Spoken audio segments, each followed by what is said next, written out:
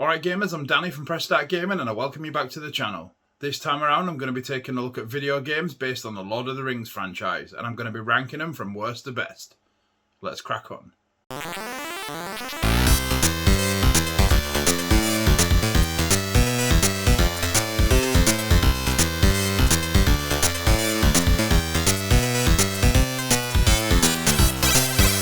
So, the Lord of the Rings. Possibly one of my favourite trilogies of movies of all time. I read the books when I was very little. Well, I don't know if I've ever been little, but when I was very young. And I absolutely fell in love with them. They were bought for me by my grandparents when I was around 8 years old. And honestly, I've been in love with the franchise ever since. When they announced that the movies were going to be made in the early noughties, I couldn't wait. I absolutely couldn't wait to see them. When the movies were finally released, I just fell in love. I couldn't believe how well they had been adapted from the books to the big screen. And I just prayed that video games were coming too, and they were. There's been some really good games based on the Lord of the Rings franchise, but there's also been some less than good ones. There's actually been a few shit ones too. But without further ado, let's crack on with the rankings. I have 9 games ready to rank. Let's start off by looking at the worst one. So in at number 9 in this countdown is The Lord of the Rings Fellowship of the Ring. To put it politely, this game is fucking atrocious. From the time it was released, the graphics were nothing to write home about. The sound design is pretty damn awful. The gameplay is shit. Controls are poo. It's just an all-round really bad experience. This is actually based on the books rather than the movies, but even then, it could have been so much more than it actually turned out to be. And this is a game that should be avoided. I have it in my collection because I'm a massive Lord of the Rings fan and I happen to love the Xbox. I wouldn't go as far as saying it's one of the worst games ever made, but it is pretty bad. It's probably in the 20 worst games on the Xbox original. But yeah, that's in at number 9. So this one might shock some people. I am not a fan of the movie tie-in games that came out on the Xbox, the PlayStation and I think GameCube. I find them mindless hack and slash games with very light RPG aspects. I do like how they follow the movies and you do play out certain scenes from the movies, but in at number 8 is Lord of the Rings, The Two Towers. This game for me, I don't know if it's aimed at a younger age than what I was at the time, or if it's just the genre of games that I don't like, but I just see it as mindless hack and slash. It's pretty much just mash the X button until everything's dead and move on to the next, the next area. I loved that back in the day on the Mega Drive and that with games like Streets of Rage and to a certain degree Golden Axe. But I expected so much more from the original Xbox, and it felt like they just had engine, hack and slash engine, and they just slapped the Lord of the Rings logos on it, shipped it out to gamers. I know a lot of people love these games, but unfortunately, I'm not one of them. It's just not a very fun game to play, and this is the one that I have in at number 8. And this will come as a surprise after the last one, number 7. Lord of the Rings Return of the King. Again, I could just rehash what I said about the Two Towers, but I'm not gonna. This is gonna be a quick entry. This improves upon the Two Towers slightly, but it's still just mindless hack and slash and unlocking different moves, and it's just not for me. Like I say, I expected so much more, and I would never given it with these two games anyway. So in at number 7 you have Lord of the Rings Return of the King.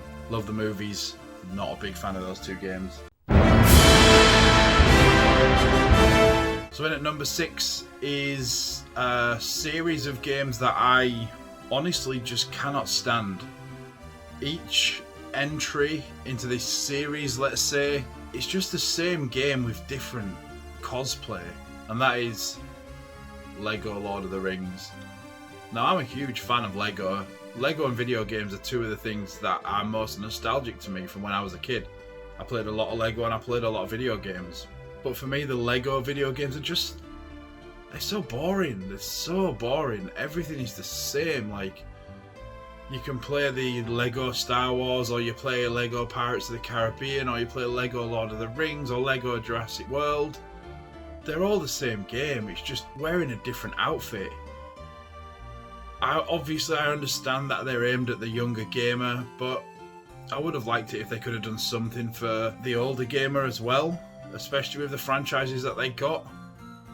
But no, they just kept rehashing the same game over and over and over and over and over again, just slapping different licenses on it. It just got boring in the end. I'm going to try Lego Dimensions soon because I've got the Simpsons figures and I love the Simpsons.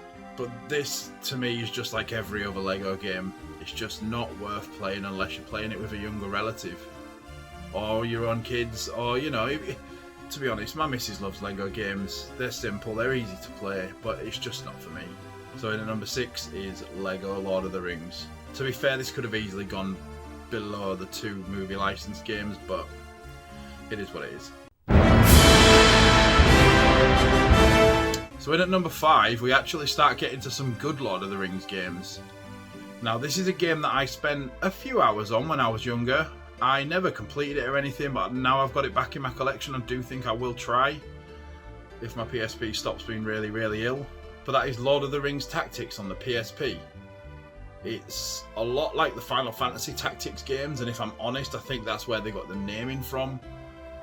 You basically control a few units on a grid-based map, and you move your units around, and your enemies move their units around.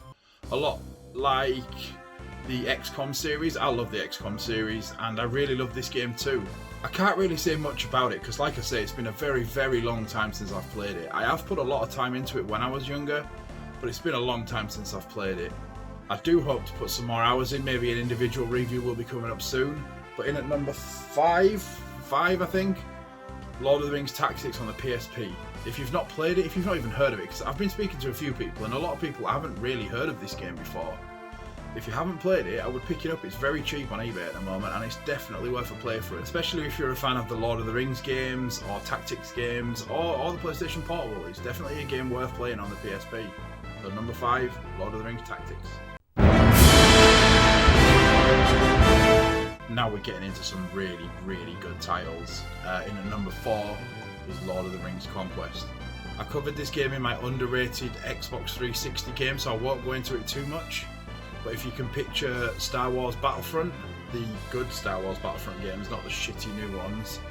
If you can picture Star Wars Battlefront on the original Xbox, but just reskin it with Lord of the Rings and include the feeling of the movie, this game's excellent, absolutely fantastic. Taking over different points on the map, killing loads of enemies, quick respawns when you die, really, really fun game. And it's couch co-op, which is always good. So in at number 4, Lord of the Rings Conquest. So the top 3 was a major debate for me. I couldn't quite work out which order I wanted to put them in. But the next one in at number 3, Lord of the Rings War in the North. This game is brutal. And I don't mean brutal difficult, I mean just brutal. Chopping enemies' limbs off, decapitating enemies. The combat's fantastic. It tells a really good story in the Lord of the Rings universe. There's not really much else I can say. It's a brutal third-person action-adventure game with light RPG aspects. It's not quite hack and slash like the movie tie-in games, but it is a top-notch game. I guess this is what I hoped the Lord of the Rings movie tie-in games would be. I understand that this is the 360 and they were on the original Xbox, but I think this is what those games wanted to be. So in at number 3 is Lord of the Rings War in the North. So into the top 2 now, and my number 2 is The Lord of the Rings The Third Age. I'm not a massive turn-based RPG fan. I'm not into your Final Fantasies. You could probably count the sort of games like this that I enjoy on one hand, but this is probably my favourite turn-based RPG game. Not many people really rate it, and I don't fully understand why. When I first got this game on the Xbox, I didn't really know what to make of it, but once I put a few more hours into it and got into the game itself, I realised how good it is. It actually takes place slightly behind the movies, so you do end up bumping into some of the characters from the movies, and you do end up seeing a lot of scenes from the movie. And if you enjoy turn-based RPG action and you enjoy the Lord of the Rings, you need to do yourself a favour and play this game. It wasn't as popular as I thought at the time. A lot of people that I've spoke to don't really know much about it, but if you haven't played it, it's dirt cheap right now, and I would highly recommend you pick it up because you'll be pleasantly surprised. It is a really, really fantastic game, and you will end up sinking hours into it. Like you'll start playing it, and before you know it, 3 hours have passed. If you're a Lord of the Rings fan, and if you're a turn-based RPG fan, definitely give this one a go because it really is worth it. So the number one Lord of the Rings game in my collection is Lord of the Rings Battle for Middle-earth 2. This is a real-time strategy game. I think it was originally on the PC and ported over to the Xbox 360. But unlike other ones that was ported over, like Stormrise and games like that, this game works with a control pad.